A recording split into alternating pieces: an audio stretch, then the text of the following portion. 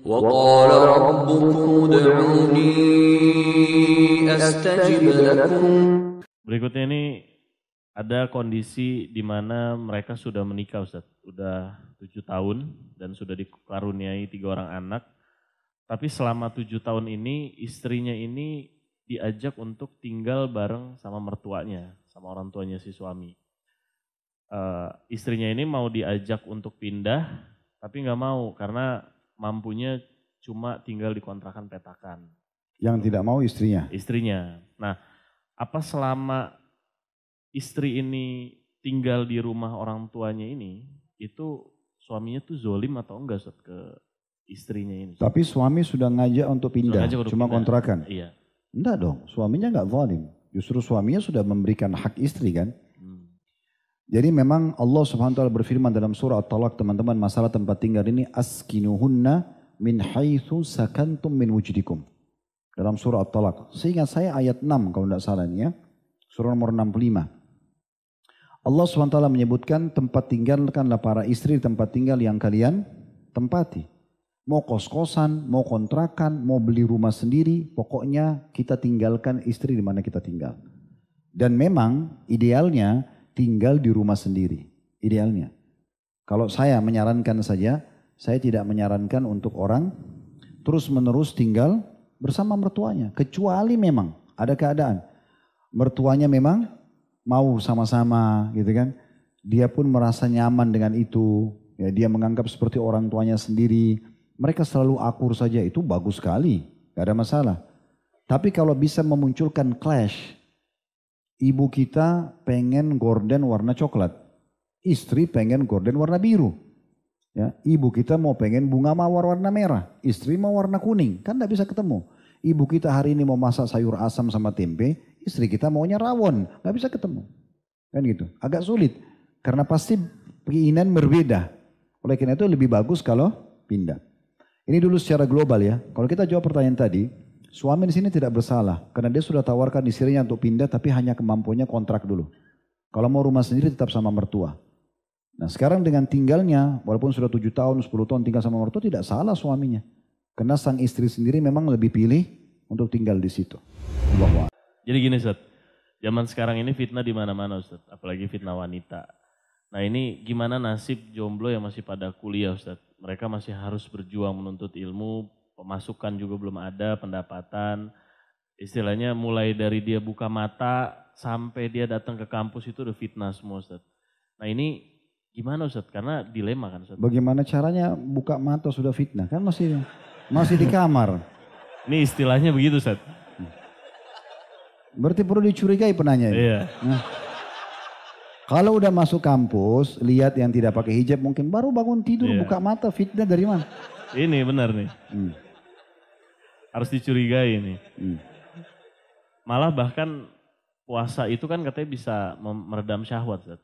Nah ini dia nggak sanggup Ustaz. Udah puasa aja masih kayaknya syahwatnya masih meronta-ronta. Nah ini tolong nasihati saya dan mohon doakan Ustaz. Ya. Pertama begini, tidak mungkin, mustahil ya, anjuran dan sabda Nabi SAW salah, nggak mungkin. Karena Nabi SAW mengatakan, ya ma'asyara syabab man istata' minkum ba'a falyatazawwaj. Wahai sekalian anak muda, siapa yang sudah mampu biologis, al-ba' itu siap menuangkan sperma laki-laki sehingga bersatu suami, dan kalau istrinya hamil melahirkan dia status ayah, dia siap untuk itu, dan nanti biayai istri anaknya semampunya. Dan sang wanita juga siap menerima sperma laki-laki, interaksi biologis, hamil nanti jadi status istri dan ibu, maka itu diistilahkan dengan ba'a.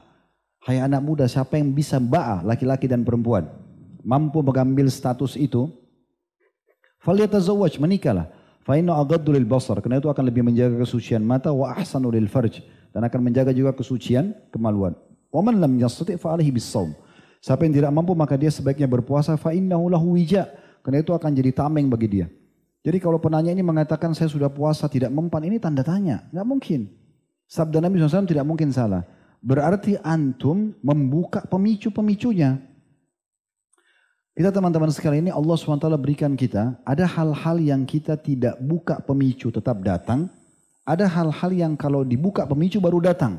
Contoh misalnya makan, lapar. Antum biar tidak ada pemicu, nggak lihat makanan, antum bisa lapar karena memang itu kebutuhan. Tidak ada pemicu pun kita lapar. 2-3 hari kita ngapain akan lapar. Kita 2-3 jam nggak minum kita akan haus, itu biasa. Kita 1 hari 2 hari begadang kita akan ngantuk, itu biasa. Ini tanpa pemicu pun akan datang. Tapi ada hal-hal yang dipicu dulu baru datang, itulah syahwat kepada lawan jenis. Kalau antum tidak lihat yang haram, tidak dengar, nggak interaksi, nggak mungkin. Mustahil dia bisa muncul. Kan gitu. Jadi berarti ada pemicu. Makanya kita kembali kepada penanya tadi. Waktu dia bilang dari bangun tidur sudah kena fitnah. Ini masalahnya. Berarti dia sendiri memang ada yang dia picu untuk itu.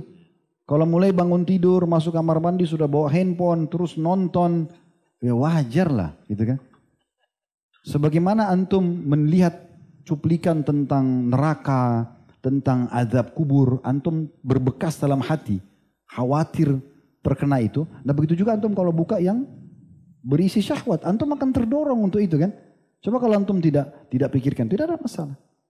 Tidak ada masalah sebenarnya. Ya kan gitu. Jadi itu dulu poinnya. Jadi sebenarnya jangan ada pemicunya gitu kan. Kalau pertanyaan selanjutnya bagaimana ya sebenarnya atau apa yang harus dilakukan para jomblo ini? Saran saya, ini saran, jangan hubungkan antara pernikahan dengan prestasi dunia. Kalau orang tua kita masih bisa kita negosiasi baik-baik, berikan gambaran kepada ibu dan ayah, saya ini sudah balik, misalnya anggaplah umurnya 18 tahun, 20 tahun misalnya, atau 24 tahun, dia lagi di kampus, aktif, ya, apakah dia mengajar, apakah dia belajar misalnya, kemudian dia merasa terganggu, sudah muncul keinginan interaksi sama lawan jenis, dia boleh bahasakan baik-baik sama mereka, minta izin sama orang tuanya saya ingin menikah, dan insya Allah nanti saya akan tanggung jawab terhadap istri dan anak saya ini, gitu kan? Maaf, istri dan nanti kalau ada anak gitu. Kalau orang tuanya setuju, sebelumnya dia berdoa dulu sama Allah, alhamdulillah dia bisa menikah. Kalau tidak dia bersabar dengan cara tadi menjauhi tontonan haram dan dia memperbanyak puasa, insya Allah akan jadi solusi buat dia untuk itu. Dan insya Allah penanya ini dan semua yang jomblo sini segera menikah. Jangan tunggu Dajjal keluar. Lama sekali. Dan tidak usah terlalu idealis, akhi. Saya mesti menikah sama perempuan tinggi, putih, cantik, kaya, pintar. Tunggulah sampai ubanan. Yang ada depan mata, sedikit kita lihat nazar syar'i, wajah dan telapak tangan, oh ini sudah menurut saya sudah cocok. Udah istikharah, melamar menikah. Udah selesai. Kalau mau cantik banget itu nanti bidadari di surga. Itu luar biasa. Tidak ada kekurangannya. Dan itu cuma sebentar, tunggu ajal datang, antum akan menikah sama bidadari. Kan gitu. Di dunia ini kalau Allah kasih apa yang kita suka, alhamdulillah. Kalau tidak ya sudah. Jangan terlalu idealis. Kadang-kadang ada wanita subhanallah tidak terlalu sempurna secara fisik. Tapi sempurna secara akhlak. Mungkin antum bahagia dari akhlaknya. Mungkin antum bahagia dari pelayanannya. Mungkin antum bahagia dari biologisnya. Ada saja. Antum bahagia dari pendidikan anaknya. Kan gitu. Berapa banyak justru wanita punya kelebihan fisik tapi buruk akhlaknya. Justru menyusahkan suami. Kan banyak orang begitu, menderita, dia bertahan hanya karena kecantikannya saja. Tapi sebenarnya lisannya tajam, pendidikan anak terbengkalai, rumah jadi berantakan. Antum mau apa dari orang seperti ini? Kita butuh menikah untuk ketentraman jiwa. Bukan kita menikah karena wajahnya saja, kan begitu. Gimana hukumnya kalau melihat aurat dari seorang laki-laki yang sudah melakukan operasi bentuk fisiknya menyerupai wanita, Ustaz? Apakah hal tersebut juga berdosa? Karena setahu saya batas aurat dari laki-laki itu hanya dari pusar sampai lutut. Apa hukumnya melihat fisik laki-laki? Yang lihat juga laki-laki kan? Ya. Tapi laki-laki yang dilihat ini sudah mengubah menjadi seperti tubuh wanita. Begitu? Betul. Tetap tidak boleh. Selama ada syahwat. Kasusnya adalah karena syahwatnya. Kalau antum melihat badan sesama jenis lalu antum syahwat, tidak boleh antum lihat. Karena syahwatnya. Tidak boleh. Ya, bukan cuman manusia sama manusia, boneka aja. Pernah ditanyakan fatwa di Timur Tengah, apa hukumnya? Dan saya pernah tanyakan juga sendiri kepada beberapa masyayikh. Karena kan sekarang dijual ada boneka wanita, ya. Terus kemudian ada juga kalau ada yang tidak bisa berapa-apa, ada boneka yang bisa berbicara, bisa diajak ngobrol, bisa diajak jalan, dan itu teknologi tercanggih sekarang. Saya begitu dapat informasinya. Dia dengan memori di kepalanya boneka itu bisa bicara dan kita bisa perintah apa yang kita mau. Pengganti istri rumah, jadi dia bisa masak, dia bisa bersihin rumah. Saya tanya, Syekh ini hukumnya bagaimana? Mereka kan boneka. Kan yang dilarang lihat fisik wanita manusia. Sekarang ini boneka, tapi persis seperti wanita. Kata Syekh tetap haram. Haramnya kenapa? Karena adanya syahwat di situ. Jadi bukan karena ininya. Nah, sama tadi. Kalau laki-laki itu telah mengubah fisik, walaupun ini hukumnya haram dalam Islam ya. Tidak boleh menyerupai saja lawan jenis, nggak boleh. Apalagi sampai operasi. Kata Nabi SAW, Allah melaknat laki-laki menyerupai perempuan dan perempuan menyerupai laki-laki. Antum menyerupai jalannya perempuan saja sudah dosa. Menyerupai bicaranya, ya menyerupai apalah yang merupakan khas wanita sudah haram. Dosa besar, ini pernah kita bahas di kajian dosa-dosa besar kita. Gitu. Apalagi sampai operasi ini nggak boleh. Ini bagaimana kalau saat ini saya dalam kondisi memiliki hutang, namun uang yang saya miliki ini hanya sebatas untuk memenuhi kebutuhan istri dan anak-anak ya Ustaz. Jadi memang pas-pasan banget Ustaz. Karena kan dalam hal ini apakah dia termasuk dalam kondisi menunda pembayaran hutang atau gimana itu Ustaz? Tidak ada. Kalau memang dia tidak mampu ya. Cuma bab utang ini perlu ada pembukaannya dulu, mukaddimahnya. Pertama sekali ikhwan dan akhwat sekalian, jangan utang kecuali darurat. Itu dulu. Jangan jadikan ini hobi ya. Hobi utang itu nggak boleh. Betul-betul antum perlu dan itu pun harus diikuti dengan anjuran Nabi SAW. Kata beliau dalam hadis yang sahih dan artinya, siapa yang berutang niat ingin membayarnya dari awal. Saya mau utang sama fulan tapi saya memang ingin membayar. Maka Allah mudahkan dia untuk membayarnya. Kalau dia dari awal utang niat tidak ingin membayar, Allah akan persulit dia untuk membayarnya. Dan kita tahu hadis tentang orang mati syahid diampuni semua dosanya kecuali utangnya. Ini nggak boleh main-main soal ini. Ya. Jadi ini poin pertama dulu. Poin yang kedua, kalau antum utang dan sudah punya kemampuan wajib membayar. Didahulukan dari semua yang lainnya. Antum harus dahulukan utang antum. Di saat jatuh tempo, wajib hukumnya. Karena kata Nabi SAW, matlul ghani zulm. Menunda pembayaran bagi orang yang mampu, ya itu adalah kezaliman. Tidak boleh sama sekali. Ya. Makanya saya sarankan teman-teman jangan terlalu masuk ke ranah untuk utang-utang apalagi antum orang mampu. Ya. Seperti kasus sekarang yang dimudahkan di kartu kredit misalnya kan gitu. Makin kaya, makin dibukakan limit besar supaya berutang. Makin nyicil banyak.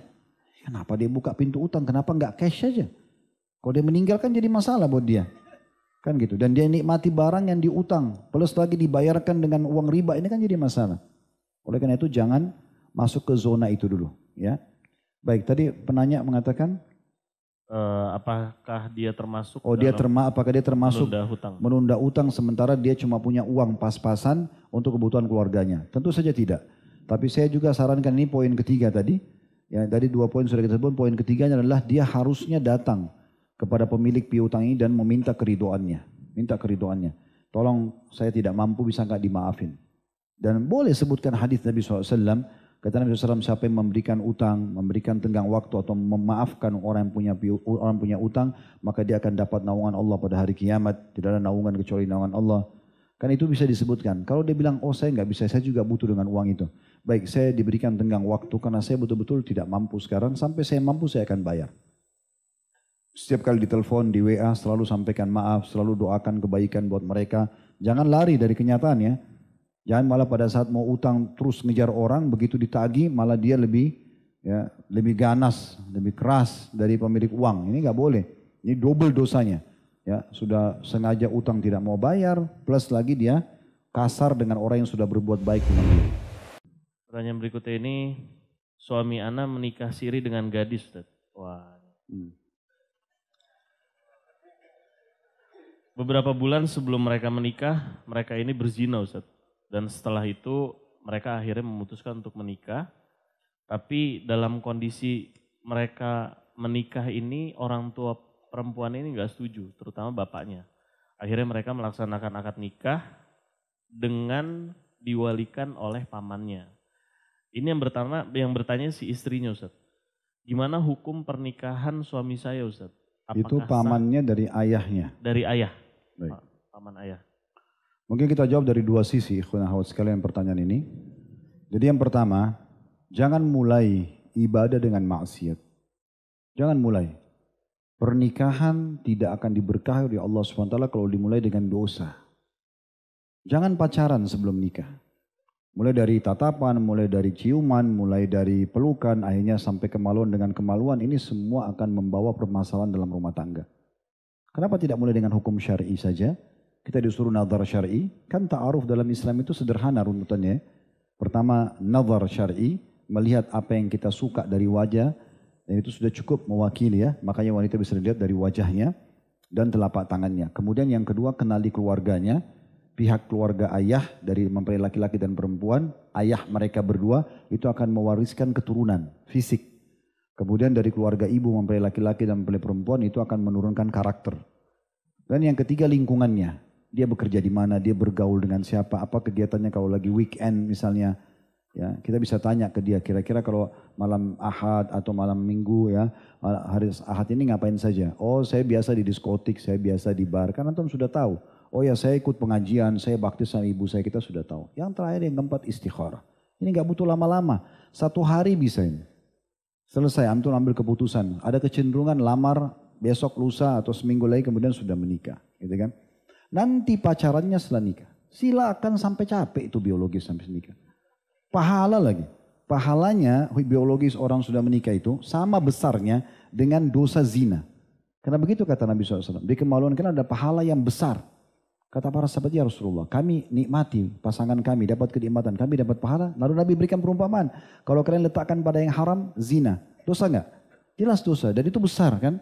Maka Nabi SAW begitu juga kalau yang halal. Ketika itu bisa tarik benang merahnya. Bagaimana besarnya dosa besar zina. Begitulah besarnya pahala orang kalau biologi suami istri. Makanya Abdullah bin Umar radhiyallahu anhu karena tahu kebesaran keutamaan ini. Beliau kalau puasa, habis buka puasa dengan kurma dan air, beliau sholat maghrib pulang langsung biologis sama istrinya. Karena tahu itu adalah pahalanya besar, gitu kan? Maka lakukan ini setelah menikah. Ta'aruf yang sebenarnya ikhwah ini penting digarisbawahi. Itu terjadi justru setelah akad nikah sampai salah satunya meninggal dunia. Itu ta'arufnya di situ. Kalau ta'aruf sebelum nikah itu masih baru biodata saja. Dan kita masih belum kenal benar dia. Makanya ada orang pacaran 10 tahun, 2 bulan nikah cerai. Karena setelah 2 bulan menikah baru kelihatan sifat aslinya. Selama 10 tahun dipersembunyikan, gitu kan? Jadi ta'aruf itu sebenarnya setelah akad nikah mulailah terjadi adaptasi. Pola makan, pola tidur, pola fikir. Ya ada adat, istiadat keluarga dan seterusnya. Sampai nanti salah satunya meninggal dunia. Makanya ada orang berumah tangga itu setelah 10 tahun masih sering cekcok kan. Karena adaptasinya masih begitu, ta'aruf masih berjalan itu. Ada sampai kakek-kakek nenek-nenek, pernah lihat gak? Masih berantem. Padahal sudah 30 tahun nikah, 40 tahun. Pernah lihat gak? Nah itu karena adaptasi, itu ta'aruf yang sebenarnya. Jadi salah kalau antum ta'aruf sebelum nikah itu salah. Ta'aruf yang dimaksudnya adalah pacarannya ya. Justru nanti setelah nikah. Itu yang benar. Nah ini yang terjadi. Nah banyak orang terkurung dengan apa yang terjadi pada pertanyaan tadi ini. Karena sudah terlanjur berzina. Daripada berzina terus nikah. Nah ini daripadanya gak cocok ini. Ya kan gitu. Karena mulai dengan kemaksiatan. Nanti gak ada keberkahan rumah tangganya. Dan karena dipaksakan. Nah ini poin keduanya. Menikahlah mereka tanpa keridhaan wali. Ini ada rincian para ulama. Dan jelas kalau ayahnya tidak setuju, asas hukumnya batal pernikahan. Karena kata Nabi SAW, ayyam mamra'atin angkahat nafsa bighairi idni waliyu fanikahuha batil. Oh kama kala Nabi SAW. Wanita manapun yang coba-coba menikahkan dirinya tanpa izin walinya, ayah kandungnya, nikahnya batal. Walaupun ibunya setuju. Walaupun seluruh dunia setuju, kalau ayahnya bilang tidak, nggak bisa. Dan di sini, kalau ayahnya menolak calon mempelai laki-laki tersebut, dengan betul-betul pandangan agama ya. Jadi bukan misalnya sang ayah ini menolak calon mempelai laki-laki ini karena dia pikir ini terlalu agamis. Saya mau yang mabuk-mabuk gak apa-apa deh. Misal dia mau yang justru anak mantunya yang ugal-ugalan. Nah ini tidak boleh. Di sini bisa saja kewalihannya pindah kepada wali yang lain. Tadi kayak pamannya misalnya atau wali hakim dari pemerintah. Tapi kalau sang ayah ini menolak. Karena dia punya pertimbangan. Calon anak mantunya ini masih jauh dari agama, belum sholat, apalah segala macam. Itu hak dia dan wajib si wanita ikuti. Gitu kan? Keadaan yang lain, kalau sampai betul-betul sang wali ini menolak pernikahan anak perempuannya. Karena memang dia niat ingin menunda anak perempuan. Ada sebagian ayah, karena dia ingin anaknya ini berkhidmat dengan dia. Misalnya dia tidak bekerja, dia pengangguran. Anak perempuannya disuruh kerja. Punya pendapatan. Sering terjadi nggak gitu ya? Terus kemudian karena anaknya ini selalu nyetor setiap bulan gajinya, dia nggak mau anaknya nikah. Dia sudah keenakan. Kalau nikah nanti akan urusan sama suaminya suruh berhenti, dia harus patuh, maka dia nggak mau nikahkan. Di sini bisa loh, dilepas hak kewaliannya. Kapan ada laki-laki baik melamar, dia sengaja tunda-tunda karena dia mau justru menunggangi anaknya, ini nggak boleh. Kan gitu. Bisa pindah ke pamannya, tapi ingat wali itu hanya dari keluarga ayah saja. Tadi makanya saya tanya, pamannya ini dari keluarga ayah bukan? Nah, gitu. Kalau tidak maka nggak boleh sama sekali. Dan ingat, pendapat jumhur ulama, janda pun tidak boleh nikahkan diri tanpa wali. Nah, Indonesia sering saya dengar itu ya, janda nggak apa-apa nikahkan diri sendiri. Itu pendapat yang lemah dari Abu Hanifah rahimahullah. Tapi jumhur ulama mengatakan tidak bisa. Wanita janda pun tetap harus izin wali. Dan wali itu saya sering bahasakan kepada akhwat, jangan nikah tanpa wali. Karena wali itu seperti bekengan kita, bekengan akhwat itu. Ya, subhanallah, laki-laki itu kalau lihat laki-laki lain, walaupun itu anak kecil, dia segan. Contoh misalnya kalau ada perempuan jalan sendirian, dengan ada perempuan jalan bawa anak kecil laki-laki. Laki-laki lain yang mau jahat ini, lihat anak laki-laki itu segan. Ada rasa khawatirnya. Itu baru anak kecil, bagaimana kalau walinya, ayahnya, seakan-akan wali ini mengatakan, ini anak perempuan saya loh, ini adik perempuan saya loh. Ya, ini saudari perempuan saya, jangan macam-macam, saya ada di belakangnya. Harus berikan haknya dia, itu wali. Jadi jangan nikahkan tanpa wali. Kapan ada apa-apa dengan suami yang jahat misalnya, nggak ada yang bisa bela Anda. Kan gitu. Itu poin.